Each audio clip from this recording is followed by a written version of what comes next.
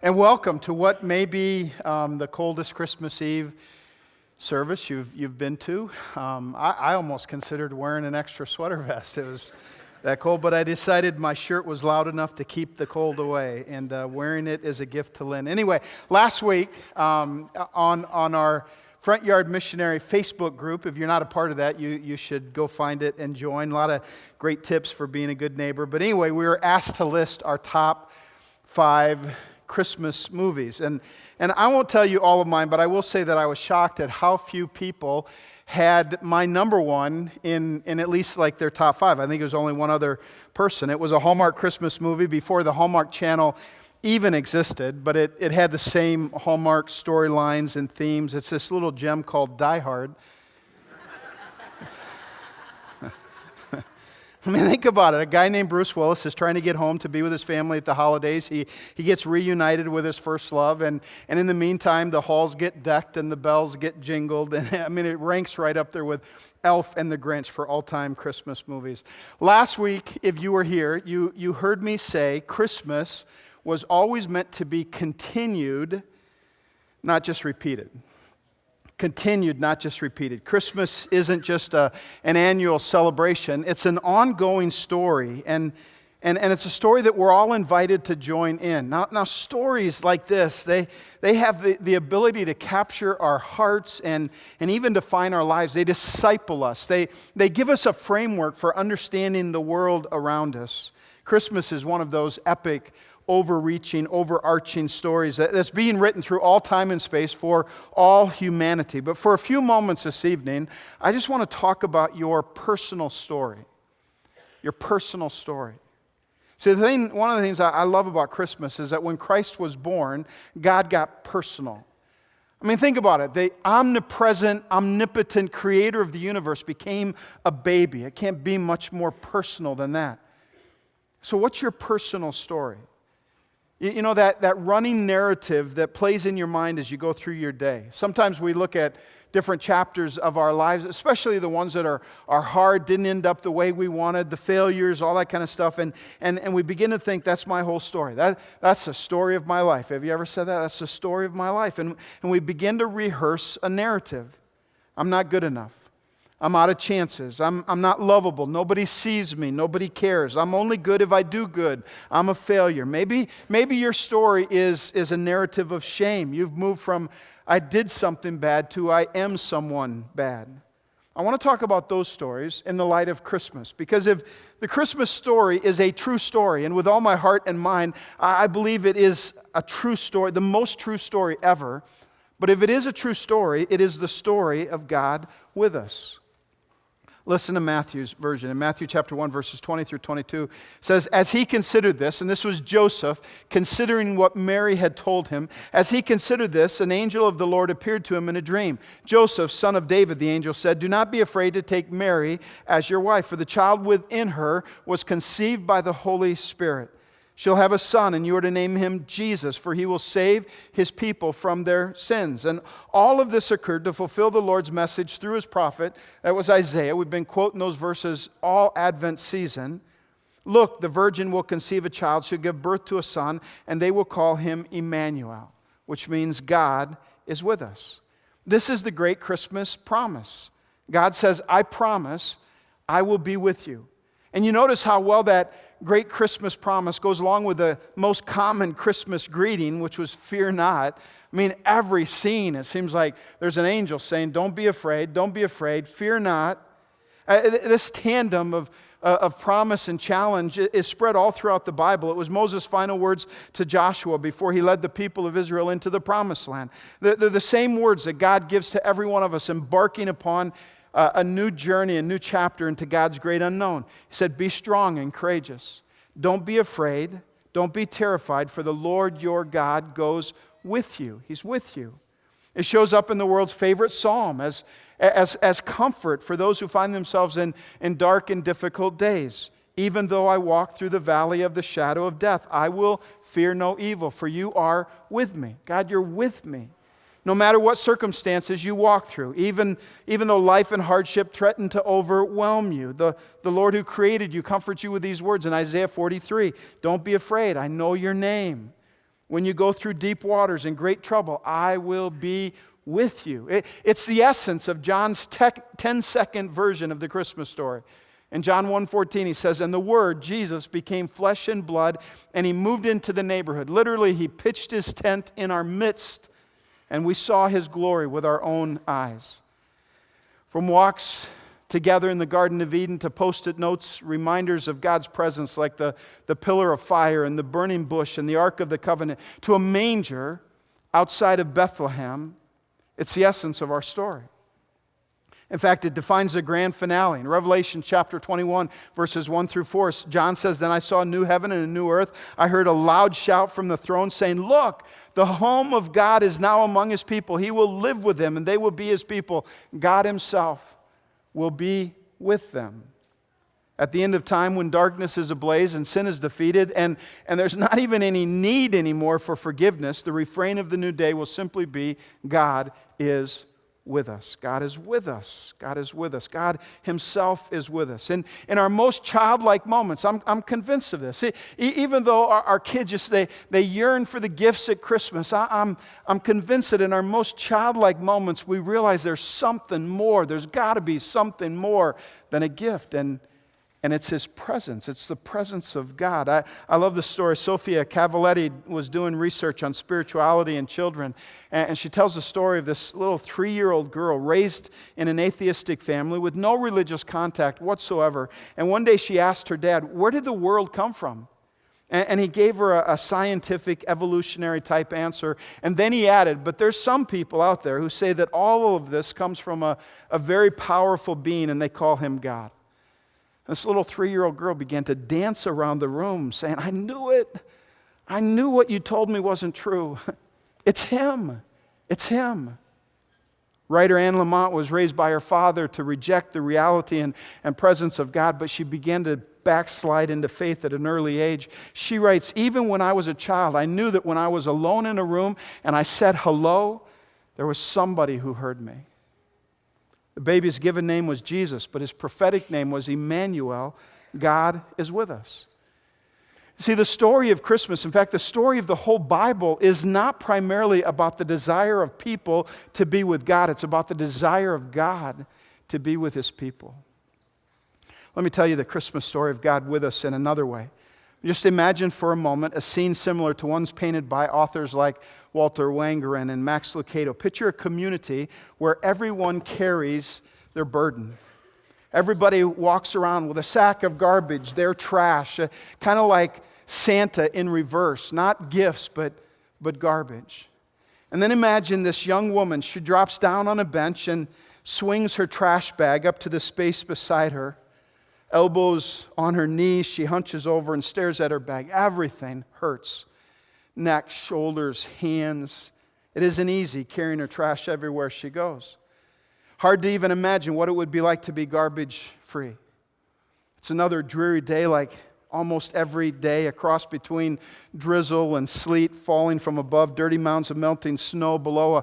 A car drives by and splashes mud all over her shoes. She barely even moves. Hard to remember a time when she walked without trash. Maybe as a kid, not sure, don't quite remember, but now it goes everywhere she goes. Can't leave it behind, can't give it away. It's her trash. And besides, it seems like everybody that she knows already has their own garbage. The bus stops, she barely glances up as people file off the bus. Everybody has a bag, an elderly woman, a kindly-looking grandma-type grandchild in one hand, bag of garbage in the other. Next, a guy with what looks to be a 50-pound garbage bag struggling under the weight. What in the world could be in his bag, she wonders. It's bitterness and regret. She turns to see the young man beside her talking to her. His shoes are covered with mud, but unlike her, he's garbage-free.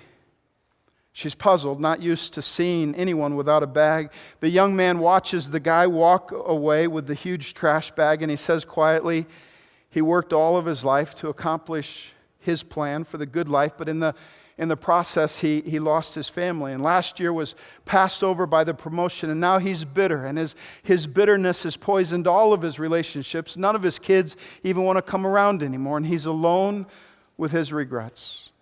What's in your bag? He asks. She's silent. So he answers for her. Shame, huh?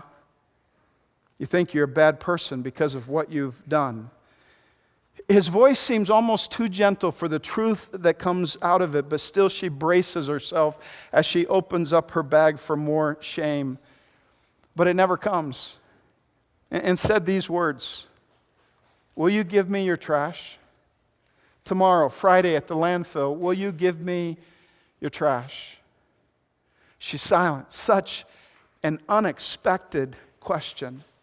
She sits there after he leaves, replaying the scene over and over again in her mind, wondering if he actually means what he says, and if he means what he says, if it's even possible to give your trash away. She walks away with an almost hopeful look on her face. Friday comes, she dresses, grabs her trash, and heads out the door, not even sure that the landfill is worth the walk, but as she goes out, she sees a crowd of people, everybody headed in the same direction.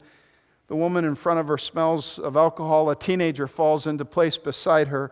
Rage, he says, that's what my bag is full of.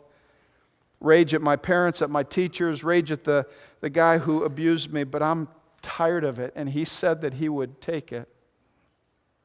They arrive with a crowd, hundreds and hundreds of bags. Nobody speaks, but occasionally the silence is broken by this rhythmic, pain-pierced roar, and then a groan, and a few moments later, another roar, and then another groan. And drawing closer, they begin to understand what's taking place. He kneels beside a family. He holds out his hands to take their garbage, and he prays over them, may I have it, and may you never feel it again.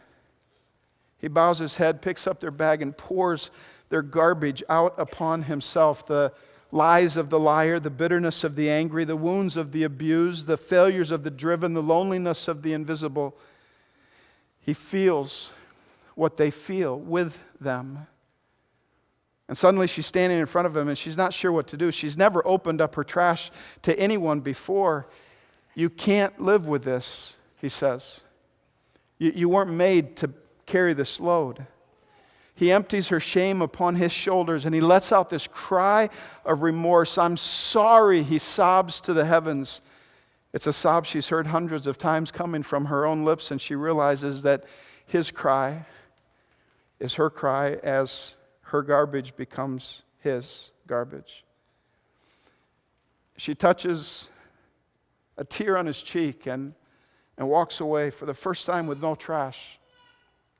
She stands with the growing crowd as they watch, and more trash piles up around him until he's covered with everyone's garbage, buried under a mound of misery and failure and sin and regret, hopelessness and anger and lust. And soon he's gone from their sight. But they gather in silence because it just doesn't seem right to leave. They wonder why he did what he did, and they share stories of how their lives will change forever because of this. Through the night and into the next day, they stay. Some sleep, some hover around fires lit in old trash cans. By early morning, most have fallen asleep, so they almost miss the moment. But the young girl who once carried the shame lifts her head and catches a stirring of the trash. She rubs her eyes, unable to believe, but when she looks again, he's standing in the midst of the garbage, alive, this redeemer of trash, this deliverer of burdens and giver of life. And you're thinking, wait a minute, Dan, that's not the Christmas story, that's the Easter story. Yeah.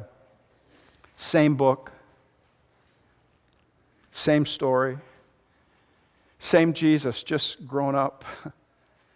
Same message, peace on earth, light of the world, God with us. And what's the message? Back when our kids were still kids, we used to ring the Salvation Army bell together, the red bell. You've seen those. I remember one Christmas down at the corner room, just watching the people go by as our family was standing there ringing the bells. Teenagers with shaved heads and nose rings, and a yuppie and his significant other, and college students of every shape, size, and color, a jogger, a few young men going in to get an early start, a younger guy who was obviously homeless, a family going in to have supper at the corner room. And in the midst of all of that, as I looked at my family, I just thought, does God really know all these people by name? By heart, do they really matter to him? As Philip Yancey writes, does one person on a speck of a planet in a speck of a solar system in a mediocre clump of a galaxy really matter to the creator of the universe? Christmas screams to the heavens, yes, they do. People matter to God. You matter to God. That's why God is with us. That's the promise of Christmas. I can summarize it in 4 words. People matter to God. From common blue-collar shepherds on a hillside to educated, star-gazing royalty to a poor young girl, people matter to God. He loves people not as a nationality or a country or a race, but just like we do. He loves people one at a time. You matter to God. Christmas is the promise of God saying, I love you. I know your name. I see you. You matter to me. I'm with you. I promise. Jesus came into the midst of mess and uncertainty, into the midst of darkness and conflict, into the midst of chaos and loss, and He still does. And listen to me, you don't have to clean it up. You don't have to fix it or hide it. That's what Emmanuel, God with us, means. He's with us. You matter to Him. He wants to save us from our garbage. He sees something more in you than you can see in yourself, something worth redeeming. I'm not a Los Angeles Dodgers fan. My dad is, and a good friend of mine, Terry Walling, is. But fan or not, if you know baseball, you know the name Orel Hershiser. He was a great pitcher. But Orel, I mean, that's not really the kind of name that would strike fear in opposing teams. And to make matters worse, when he first came into the majors, he was a skinny, stoop-shouldered, pale, mild-mannered kid. His first years in the majors were a serious struggle. And one day he was having a typical kind of rocky outing for him. And his manager, Tommy Lasorda, came out to the mound. Tommy not only had a passion for the game, he had this uncanny ability to be able to see potential in others. And he walked to the mound, he looked at Orel, and he said, you know what I see when I look at you? He said, I don't see a skinny, scared, uncertain kid. I see a fighter. I see a man with guts, with fire in his belly. I see a bulldog.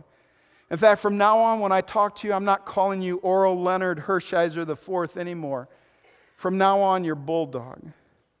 No one had ever seen a bulldog in Orel's heart. That conversation changed his life. It became known as the Sermon on the Mound. In 1989, Bulldog won the Cy Young Award with one of the most dominating seasons that a pitcher has ever had.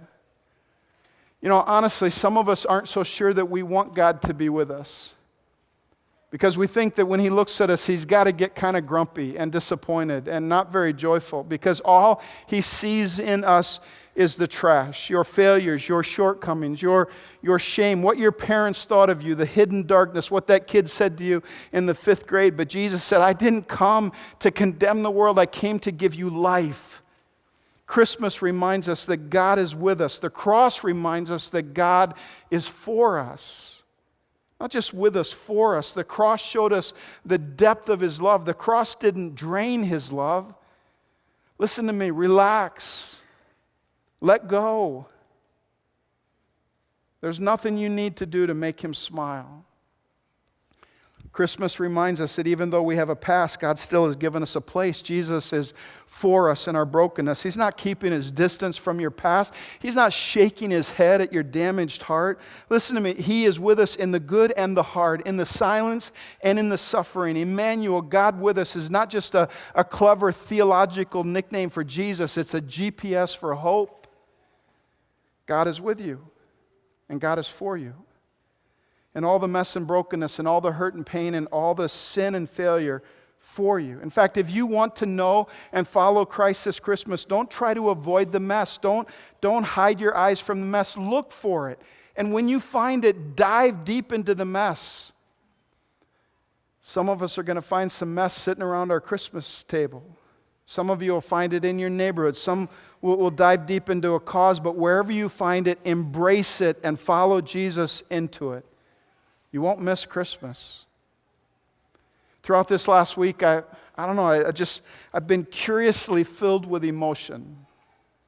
I'd listened to a Christmas carol. I was riding with Lynn and my daughter Sarah back from BWI, picking her up, and listen to Christmas carols, and his tears would start filling my eyes. I'd write a few words for this message, and my gut would just kind of clutch, and a sob would come out. At some point, I just said, God, what is up with this? What is going on? Why this emotion? And it brought to mind a conversation a few years ago in a store with a neighbor, a Jesus follower who attends another church. And we were talking about Christmas Eve. And in the midst of the conversation, she said to me, we keep hoping that God will show up in one of our services. I think part of the emotion for me is just this sense of anticipation, this longing that God would show up, not just here, not just in one of our services, but in us, in our whole region, that we would live in God-saturated neighborhoods. I know that part of that emotion also is that every once in a while, this hasn't happened for a number of months, maybe a year or so, but every once in a while, it just seems like God gives me a little taste of His heart and His love for us, and it just overwhelms me. But I also know that part of the emotion is this sense of God saying to each and every one of us tonight, I did my part. I am with you. I've come. I do show up. I'm here. I'm with you all the time. I stand at the door and I knock, and I'm just waiting for you to say yes. Why don't you pray with me this evening? Jesus, I have no idea what the yes might be for any single person in this room. But I would be so bold as to pray that all over this room in these next few moments, as we light a candle, as we sing, that we would say yes to you. That we would say yes to being a part of your story. That we would say yes to giving you all our sin and failure and darkness and crud. That we would say yes to your invitation to join you in the story. That we would say yes to God with us. It's not all that complicated. We just need to say yes. And so we welcome you here, Spirit of God, in these next moments. God, would you make your presence known to each of us? In Jesus' name we pray. Amen.